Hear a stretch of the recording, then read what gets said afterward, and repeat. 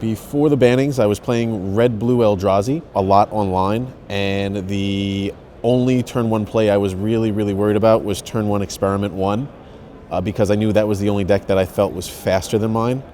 So when they banned Eldrazi and unbanned all the control cards like Sword and Ancestral Visions, I felt like if everybody else wants to slow down and mess around with Thopter Foundry, then I was going to try to speed up. My name is Russell Deutsch, and I'm playing Mono Green Aggro.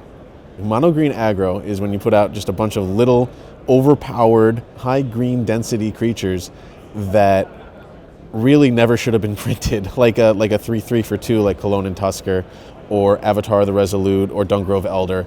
Creatures that use being mono green to their advantage. The overall strategy is to curve out hard and fast. Well, on the low end we have Dryad Militant in Experiment 1. Ideally, these are great to get out on turn 1. A Dryad Militant screws around with anybody that's trying to flash anything back from the yard. Experiment 1 takes advantage of anything you play after turn 1. So they're both good early, good late. On the 2 slot, we have Kalonian Tusker, which is a vanilla 3/3 for 2. But more importantly, we have Strangleroot Geist. Strangleroot Geist, the Undying, is a huge part of the deck.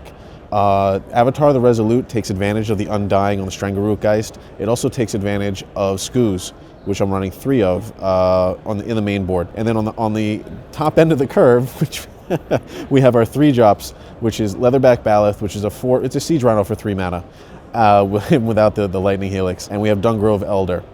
Both very potent creatures, both very green reliant.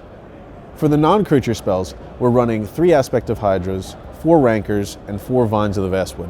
Those non-creature spells are both very usually green intensive, like Vines of Vastwood needs 2 green to cast with Kicker. Aspect of Hydra takes advantage of all the green blips, and Rancor is just amazing.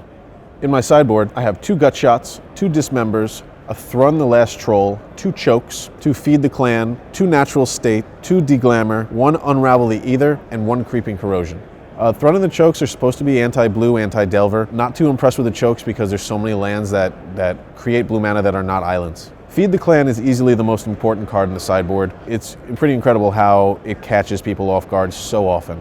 The rest of the board is for affinity. The 2 Natural States is cheap artifact removal.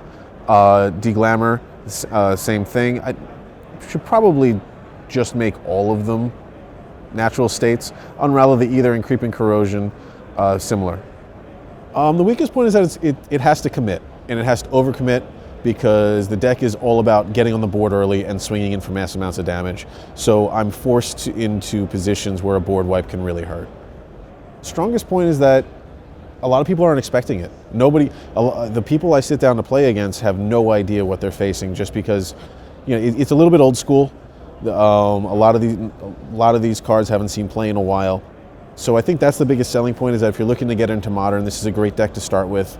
It's cheap, it's quick, it's easy to understand, you turn things sideways and you beat your opponent in the face.